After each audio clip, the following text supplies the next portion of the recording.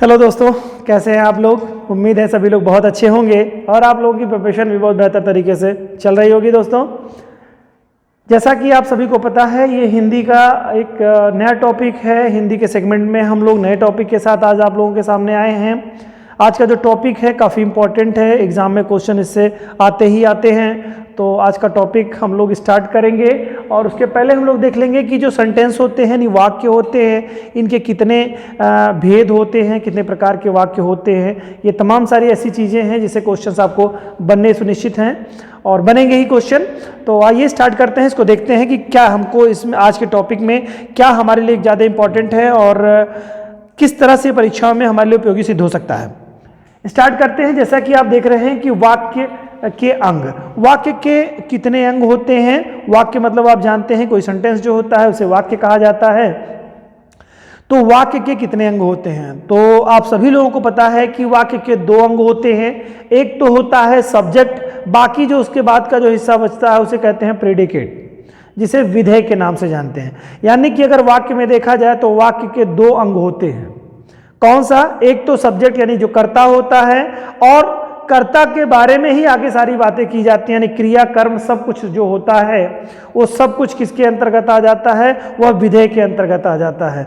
तो सब्जेक्ट मतलब वाक्य के दो भेद होते हैं, एक तो सब्जेक्ट, दूसरा प्रेडिकेट। अगर इसे हिंदी में बात करें तो इसको पहला भाग होता है उद्देश्य, दूसरा भाग होता है विधेय।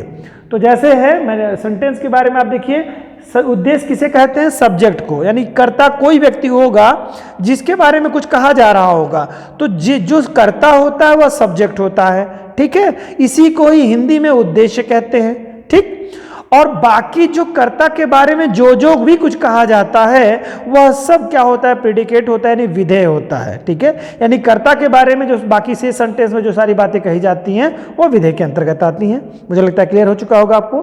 थोड़ा इसको परिभाषा के रूप में भी देख लेते हैं। जिसके बारे में कहा जाता है उसे उद्देश्य कहते हैं। क्लियर, जिसके बारे में कुछ कहा जाता है उसके उद्देश्य कहते हैं। और विधेय किसे कहते हैं? प्रेडिकेट। वाक्य में उद्देश्य के बारे में जो कहा जाता है, जो भी कुछ कहा जाता है उद्देश्य के बारे में, विधेय कहते हैं। ये इसकी परिभाषा है। अब जैसे शब्द एक वाक्य मैंने लिया है यहाँ पर, आप इसको कृपया ध्यान दें। शब्द है अनुपम गाना गाता है। तो भाई कौन गाना गाता है? तो सब्जेक्ट कौन है? अनुपम जी हैं। अनुपम जी गाना गाते हैं। ठीक है, तो गाना गाते हैं तो सब्जेक्ट इसमें हो गए अनुपम। इसके बाद के जो भी सब्जेक्ट बचे, जो भी चीजें बची, वो सब क्या हो गई? विधेय हो गई। तो पहला जो होता है यही होता है उद्देश्य, उद्देश्य जिसे सब्जेक्ट इंग्लिश में कहते हैं, और जो बाकी का से जितना भी सेंटेंस होता है उसे क्या कहते हैं? विधेय कहते हैं। उम्मीद है कि आप समझ गए होंगे बात को। आइए अब देखते हैं वाक्य के कितने भेद होते हैं और वाक्य के भेद का क्लासिफिकेशन किस तरह से किया गया है। वाक्य के दो भेद होते हैं, एक तो अर्थ के आधार पर होता है और दूसरा आपका है रचना के आधार पर।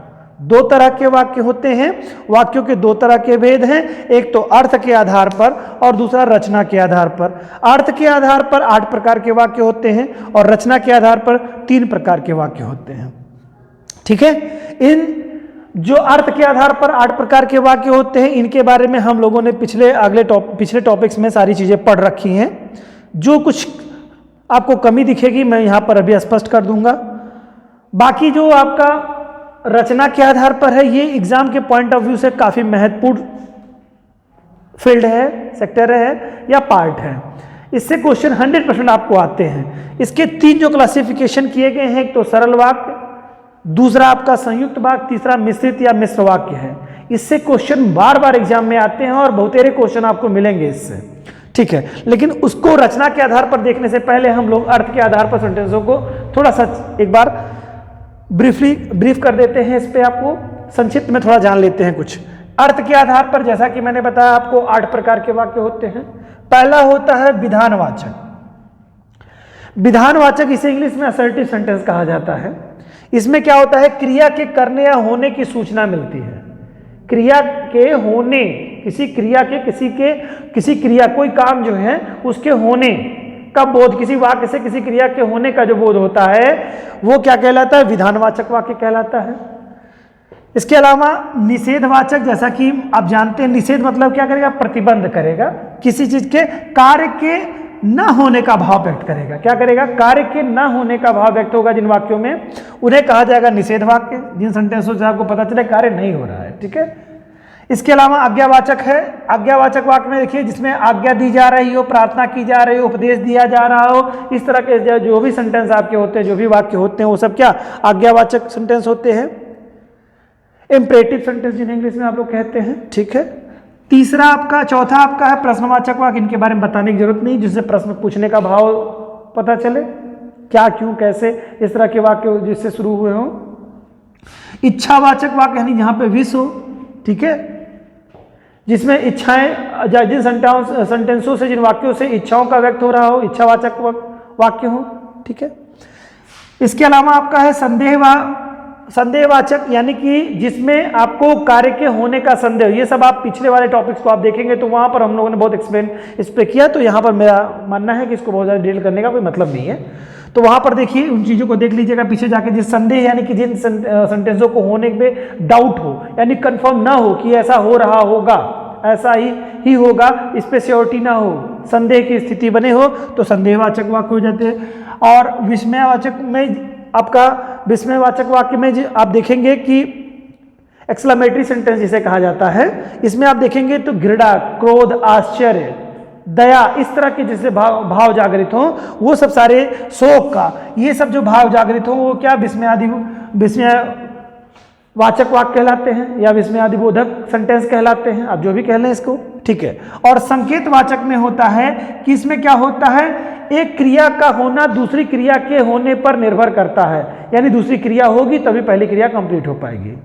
जैसे स्कॉलरशिप मिलेगी तो मैं पढ़ने जाऊंगा या वो पढ़ने जाएगा, तो क्या एक सेंटेंस दूसरे सेंटेंस पे निर्भर कर रहा है, तो ऐसे सेंटेंस संकेतवाचक वाक्य, कंडीशनल सेंटेंस जिसे कहा जाएगा। तो ये चीजें हम लोगों ने बहुत डिटेल इसकी की है, यहाँ पर ये इतना ज्यादा इंपॉर्टेंट नहीं है। इन विषयों के बारे में आप जानिए, अर्थ के आधार पर 8 प्रकार के होते हैं, अगर क्लासिफिकेशन में कभी पूछता है तो।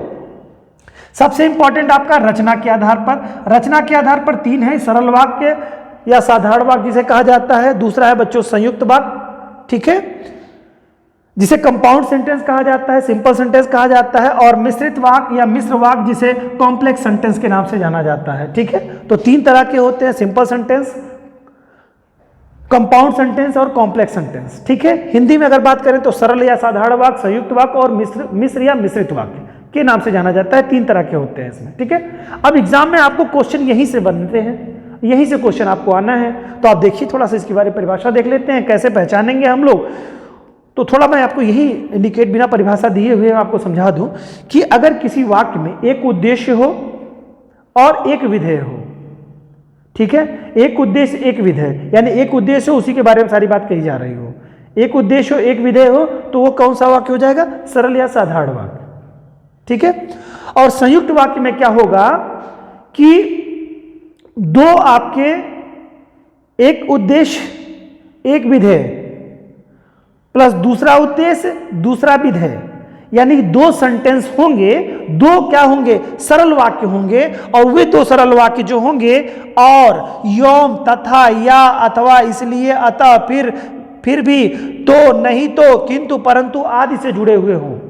2 सरल वाक्य हों, 2 साधारण वाक्य हों और इन कंजक्शंस के माध्यम से जुड़े हुए हों, तो कौन से वाक्य हो जाएंगे, सरल वाक्य हो जाएंगे आपके, सॉरी ये आपके संयुक्त वाक्य हो जाएंगे, ठीक है। सरल या साधारण वाक्य, इसको जो मैंने बताया कि जिसमें एक उद्देश्य एक विधेय, तो वो सरल वाक्य हो गया, साधारण वाक्य हो गया।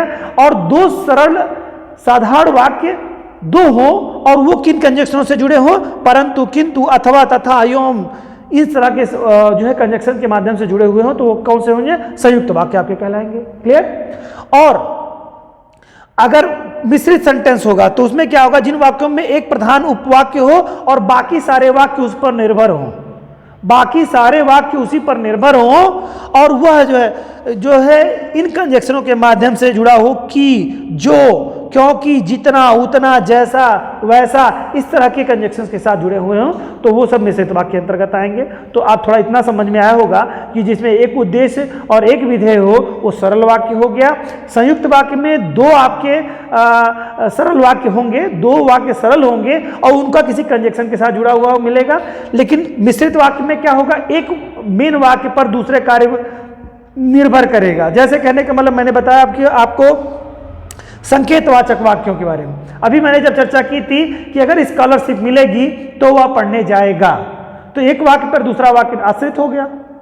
आश्रित जब हो गया तो इस नाते इसमें आपका एक क्रिया दूसरे क्रिया पर निर्भर करने लगी, तो इस तरह के वाक्यों का वहां पर हो गया। तो थोड़ा समझ में आया होगा। आइए डिटेल से करते हैं और अच्छे समझने की कोशिश करते हैं। सरल वाक्य में क्या कहा है, देखिए, जिन वाक्यों में केवल एक ही उद्देश्य हो, एक ही विधेय हो, उसे सरल वाक्य या साधारण वाक्य कहा जाता है। यह मैंने अभी आपको बताया।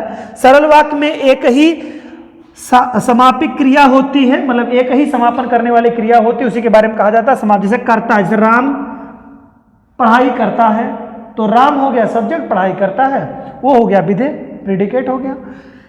किया, जैसे राम ने ये काम किया, श्याम ने ये काम किया, किसी ने भी कोई चीज किया तो सेंटेंस कंप्लीट इससे होगा। या करेगा सेंटेंस, यानी कि sentence present tense, past tense या फ्यूचर टेंस में किसी में भी हो सकता है। इसी नाते यहां पर किया, करेगा, करता, यहां पर मतलब ये है प्रेजेंट का टेंस हो जाएगा, भूत का हो जाएगा और भविष्य का हो जाएगा। यहां मतलब सिर्फ इतना है, क्लियर। और बाकी आपका एक सब्जेक्ट, बाकी प्रेडिकेट। एक सब्जेक्ट के बारे में जो बात कही जा रही होगी वो होगा। जैसे मुकेश क्या करता है, पढ़ता है। यहीं पर अगर सीता होता तो पढ़ती है हो जाता, बस इतना है। ये हो गया आपका सब्जेक्ट, बाकी हो गया प्रेडिकेट, सिंपल, कोई दिक्कत नहीं। इसी तरह से देखिए शिल्पा जी लिखी हुई हैं, तो शिल्पा क्या करती हैं, पत्र लिखती हैं। शिल्पा जी, शिल्पा जी क्या करती हैं, पत्र लिखती हैं। तो पत्र लिखती हैं, ये सब क्या प्रेडिकेट हो गया, शिल्पा जी सब्जेक्ट हो गई है अपना, बाकी शब्द। उसी तरह राकेश ने भोजन किया, तो राकेश जी क्या हो गए, सब्जेक्ट हो गए, बाकी सब क्या हो गया, प्रेडिकेट हो गया। तो यहाँ पर एक ये सब कैसे संयुक्त वाक्य, जो सरल वाक्य हो गए, ये सारे वाक्य क्या है, एक सब्जेक्ट बाकी सब प्रेडिकेट, सारी चीजें एक सब्जेक्ट पे ही निर्भर कर रही हैं। क्लियर हो गया। चलिए बात करते हैं अब संयुक्त वाक्य। संयुक्त वाक्य में जिन वाक्यों में दो या दो से अधिक सरल वाक्य संयोजक, सरल वाक्य संयोजक यानी सरल वाक्य जुड़े हुए हों, संयोजकों के द्वारा किस संयोजक हो, और हो, यौम हो। याद कर लीजिएगा इन चीजों को। अगर आपको तो कुछ शब्द याद हो गए तो कभी जीवन में गलत होगा ही नहीं आपको। बस गलती कहाँ हो जाती है, जब हम कंजक्शन नहीं जान पाते हैं तो सरल और संयुक्त वाक्य में हम कंफ्यूज हो जाते हैं। और सरल संयुक्त वाक्य की दो पहचान है। एक तो आप इसके जो कंजक्शन है जिनके माध्यम से जुड़ता है वो एक पहचान है। दूसरी चीज है कि दोनों वाक्य अगर स्वतंत्र हैं तब भी आप समझ लीजिएगा, भले ही आपको कंजक्शन भ्रमित कर रहा हो, आपको दोनों वाक्य अगर स्वतंत्र हैं, दोनों एक सब्जेक्ट और उसके प्रेडिकेट है, दूसरा एक सब्जेक्ट प्रेडिकेट है और किसी कंजक्शन से जुड़ा हुआ है, तो आप तुरंत कर देंगे कि वो संयुक्त वाक्य है, ठीक है। लेकिन अगर एक वाक्य दूसरे वाक्य पर निर्भर करके दिखा रहा है, कंजक्शन कुछ भी लगा हो, अगर आपको भ्रमित कर रहा है कंजक्शन कुछ भी लगा हो, एक सेंटेंस दूसरे सेंटेंस में निर्भर कर रहा है, तो मिश्रित वाक्य हो जाएगा, मिश्र वाक्य हो जाएगा। इतनी बात बिल्कुल दिमाग में बैठा लीजिए आप। कभी कभी बहुत सारे क्वेश्चन ऐसे मिल जाते हैं जहां पर भ्रम की स्थिति आ जाती है, तो वो आपको दूर करेगा। दूसरा आपको कंजक्शन है, ठीक है। तो अगर और, यौम, तथा, या, अथवा, इसलिए, अतः, फिर भी, तो, नहीं तो, किंतु, परंतु, पर आदि जो है शब्दों के माध्यम से दो सरल वाक्य जोड़े गए हों तो वो हमेशा संयुक्त वाक्य कहलाएंगे, ठीक है। कंपाउंड सेंटेंस जिसे कहा जाता है हम लोग। अब देखिए बात करते हैं कॉम्प्लेक्स सेंटेंस की, यानी मिश्र या मिश्रित वाक्य जिसे कहा जाता है। जिन वाक्यों में एक प्रधान उपवाक्य हो, एक प्रधान मुखवाक्य हो और अन्य आश्रित हो, यानी गौड़ हो, उनकी उतनी महत्ता ना हो, भूमिका ना हो, उपवाक्य हो जो आपस में किससे जुड़े हो बच्चों, की से जुड़े हो, जो से जुड़े हो, क्योंकि से जुड़े हो, जितना डैश डैश उतना, जितना करोगे उतना पाओगे। अगर इस तरह का कोई वाक्य हो रहा है तो क्या हो गया भाई, ये सब मिश्रित वाक्य हो गया, ठीक है। जितना करोगे उतना पाओगे, जैसा करोगे वैसा भरोगे। इस तरह का सेंटेंस एक का है, करने पर ही भरने, दूसरा वाक्य उस पर निर्भर, जो करो जैसा करोगे वैसा पाओगे। इस तरह के वाक्य एक वाक्य दूसरे वाक्य पर निर्भर कर रहा है, जैसा, वैसा, तब, जब, जहां। इस तरह के वाक्य हो, एक से अधिक समापिक क्रियाएं होती हैं तो ऐसे वाक्यों को क्या कहा जाता है, मिश्रित वाक्य। जैसे मैंने कहा मैं जानता हूं, ठीक है, मैं जानता हूं, ये कौन सा एक सरल वाक्य हो गया। तुम्हारे अक्षर अच्छे नहीं बनते, तुम्हारे अक्षर अच्छे नहीं बनते, अब किसके ऊपर, ये तुम्हारे अक्षर नहीं बनते, ये किस पे हो गया भाई, तुम्हारे अक्षर आश्रित हो गया कि नहीं, मैं जानता हूं, इनके जानने पर ही आश्रित हो गया। अब यहां पर मान लो आपको कंजक्शन ढूंढना है, अब आप यहां पे हैरान परेशान हैं, दुख की अपार घड़ी आ गई है आपके ऊपर, तो आपको वही विधि अपनानी पड़ेगी कि एक पर दूसरा आश्रित हो जाएगा, तो कोई विपदा की घड़ी नहीं है, वहां पर ये बिल्कुल आपको काम कर जाएगा, ये फैक्टर जो मैंने आपको बताया। क्लियर। चलिए आगे देखते हैं। जो लड़का कमरे में बैठा है वह मेरा भाई है। ठीक है, जो लड़का कमरे में बैठा है वह मेरा भाई है। अब देखिए सेंटेंस क्या है, जो पहले ही लग गया है यहाँ पर। अब आप कंजक्शन आप बीच में ढूंढने लगेंगे तो बीच में नहीं मिला आपको, तो ढूंढने की जरूरत नहीं है। इस नाते याद रखना है, दो मेथड रखना है, एक तो कंजक्शन को याद रखना है और कंजक्शन मान लो ना मिले आपको तो भ्रमित मत हो जाइएगा, उसकी खुदाई मत करने लगेगा मित्रों कि खुदाई करके हम उसको निकाल के ही रहेंगे, तो ऐसा कुछ करने की जरूरत नहीं है। एक सेंटेंस दूसरे सेंटेंस पे निर्भर करता है। इस विधि का मेथड का प्रयोग करिएगा तो उम्मीद है कि आपको यह समझ में आया होगा। ठीक है, आगे देखते हैं दोस्तों।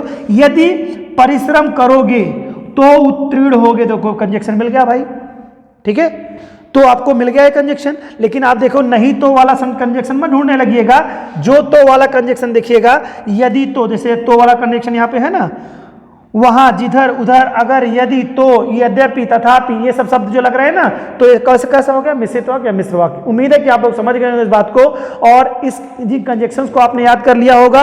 और दो सरल वाक्य और कुछ जो इंपॉर्टेंट हैं, जैसे कि और, योम, तथा, अथवा, इसलिए, अतः, फिर, इस तरह के कंजक्शन से जुड़े हैं। तो संयुक्त वाक्य, कंपाउंड सेंटेंस जिसे कहा जाता है। मिश्रित वाक्य के लिए हमेशा क्या होगा, एक वाक्य पे दूसरा वाक्य निर्भर होगा। कंजक्शन जो कि होगा, जो होगा, क्योंकि होगा, जितना होगा उतना होगा, जैसा तैसा होगा, ठीक है, यद्यपि होगा, अगर होगा, वहां होगा, जिधर होगा, तमाम इस तरह के वाक्य होंगे मिलकर के एक वाक्य दूसरे वाक्य पे निर्भर होगा। उम्मीद है कि दोस्तों आपको समझ में आई होगी मेरी बात।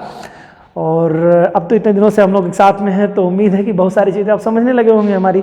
तो थोड़ी सी स्पीड के साथ भी अगर कोई काम करते हैं तो उम्मीद है कि आप लोग हमारे फ्लो में ही चलेंगे। आइए दोस्तों, मिल करके कुछ अच्छा करने का प्रयास करते हैं, एक इतिहास बनाते हैं, कम से कम आपको एक रोज़गार देते हैं और रोज़गार के लिए हम लोग लगे हुए हैं। आपको एक रोज़गार मिले, ये हमारी आशा है। गवर्नमेंट बदलेगी, आगे हो सकता है सरकारें आ रही हैं, कोई भी सरकार आए, इससे हमें आपको कोई फ़र्क नहीं पड़ना चाहिए। वैकेंसीज आएँ, बस हमें इससे फ़र्क पड़ना चाहिए। वैकेंसीज आएंगी, हम लोग उसमें आवेदन करेंगे, मेहनत करेंगे और सफलता पा करके अपने घर को रोशन करेंगे और साथ ही साथ जो अपने पर निर्भर लोग होंगे उनकी भी ज़िंदगी को रोशन करने का प्रयास करेंगे, जैसा कि बहुत सारे लोग कर रहे हैं। थोड़ा बहुत प्रयास हम लोगों का भी है। मिलते हैं दोस्तों नेक्स्ट वीडियो में, तब तक के लिए जय हिंद।